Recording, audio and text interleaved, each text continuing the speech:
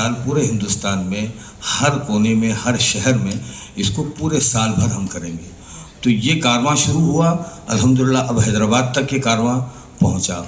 उसके बाद ताज्जुब की बात तो नहीं है, मगर जो सुना था उससे कई ज़्यादा था। हम जब हैदराबाद में पहुंचे इस काम के लिए तो उस I thank the organizers for inviting me to this great occasion.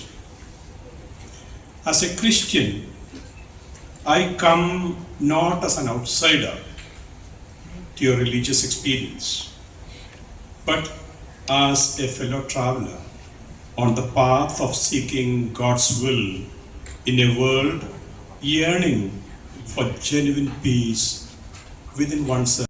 एक करके बताया कि देखो कि तुम सब एक हैं। बुलंद वो होगा जो अल्लाह की बारगाह में सजदरेज हो जाएगा, बुलंद वो होगा जो इल्म हासिल कर लेगा, बुलंद वो होगा जिसके अखलाक बुलंद हो। आज आप देखिए ये पैगाम, ये नॉलेज, ये हमें कहाँ से मिली है? आज जो दुनिया में करीब 2 बिलियन मुसलमान हैं, आज हमको एक मुत्तहिद हो जाना है, एक मुकाम पर आना है। लेकिन सिर्फ ज़बान से कहना नहीं है, अपने अमल से हमको एक हो जाना है।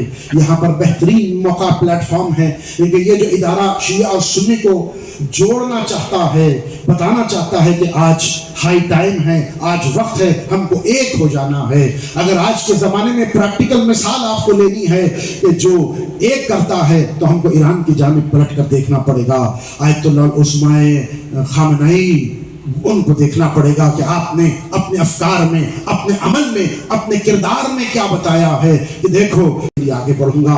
मसलकी इख्तिलाफात को दूर करना ही हमारा काम है। आपने पैगाम कुरान को पहुंचाया, आपने पैगाम अहले बैत को पहुंचाया, यही पैगाम है कि हमको एक होकर रहना है। इख्तिलाफात तो रहेंगे, जो कहा गया है, इख्तिलाफात तो रहेंगे, लेकिन एक दूसरे को बर्दाश्त करने का नाम की जानिब हुसैन हुसैन हुसैन कह रहा है। आज सारी दुनिया इस अजीम हस्ती को पुकार रही, अपने आप को जोड़ना चाहती है और शायद ये कहता रहा और भी कहते रहेंगे कि बेदार हो जाए। आज जो हम आए हैं ये बेदारी है, हम उड़ जाएं, हम अपने आप को शेक करें कि देखो हम क्या कर रहे हैं। इंसान को बेदार तो हो लेने दो, हर कौम पुकारेगी हमारे Hussain.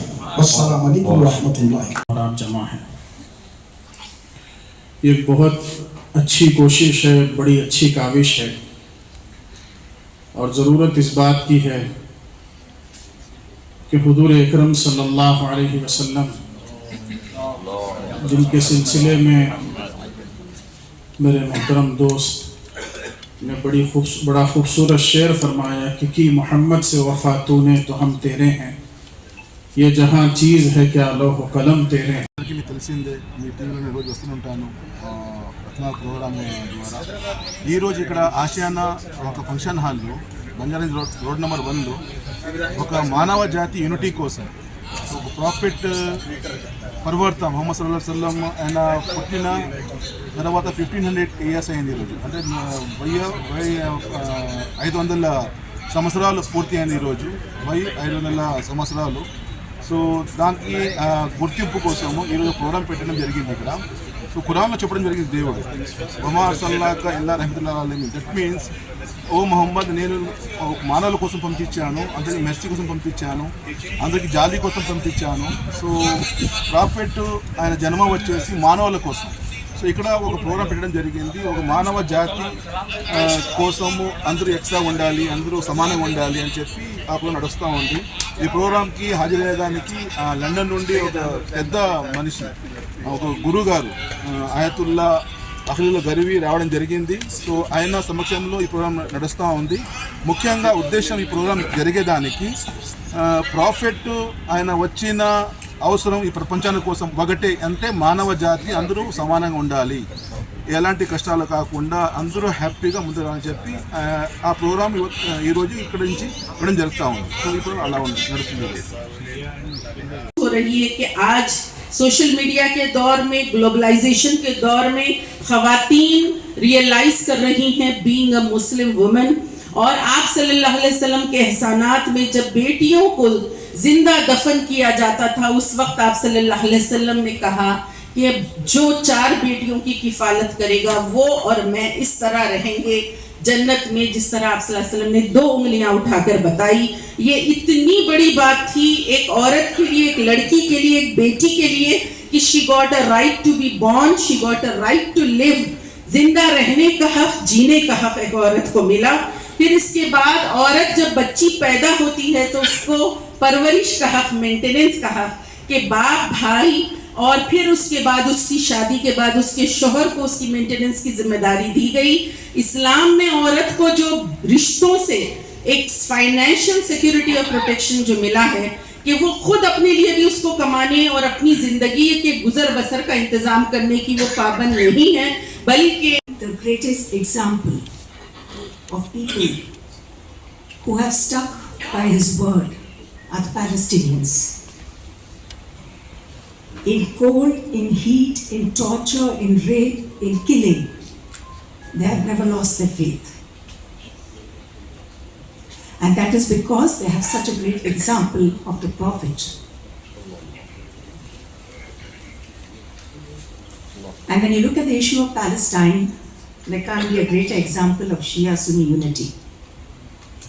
Because many of the people who have fought, whether it's Iran, Hezbollah, the Houthis, Hamas is of course there, Hamas, they have not looked at whether they are Shia or Sunni. They have looked that they are from one Ummah. So this movement should spread in India. We should stop bothering about whether someone prays with their hands folded, in which position, or whether you leave your hands and pray. Look at what is similar between कर इस रोज़ ज़मीन पर आए थे और अल्हम्दुलिल्लाह मुझसे पहले कई स्पीकर्स ने इसका तज़किरा किया कि परवरदिगार आलम ने कहा कि वमा अर्सलनाका इल्ला रहमतल लिल आलमीन. ये नबी वो हैं कि जो आलमीन के लिए रहमत बनकर आए थे, सिर्फ मुसलमानों के लिए रहमत बनकर नहीं आए.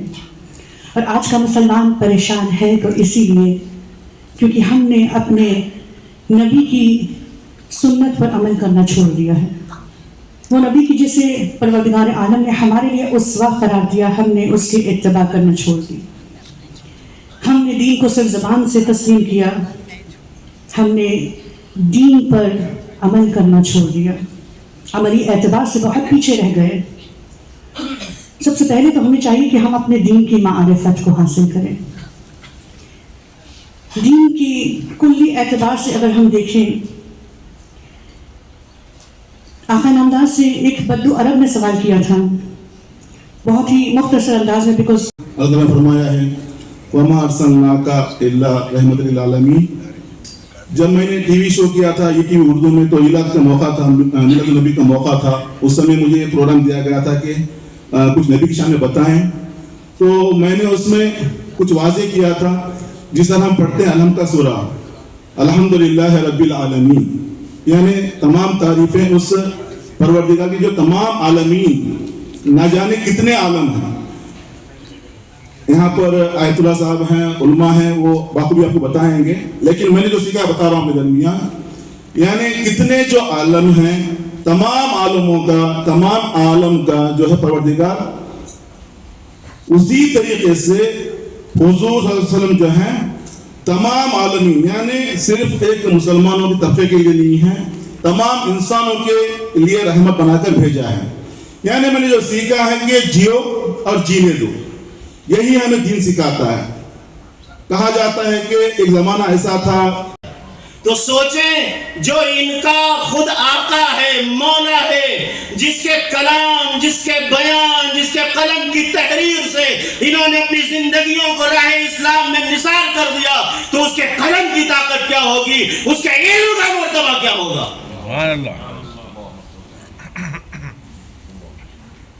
मेरे राय से बहुत पुरानी बात हो जाएगी, क्योंकि हमें भी कुछ इस्तिफादा करना है आगा से. आखिरी बात जाने गिरामी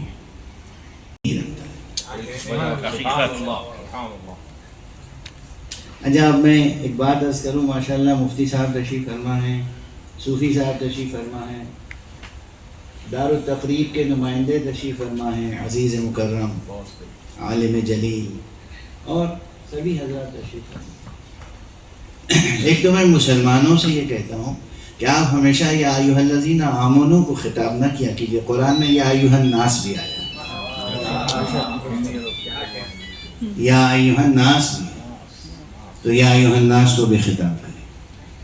حقیقتاً پیغمبر خاتم صلی اللہ علیہ وآلہ وسلم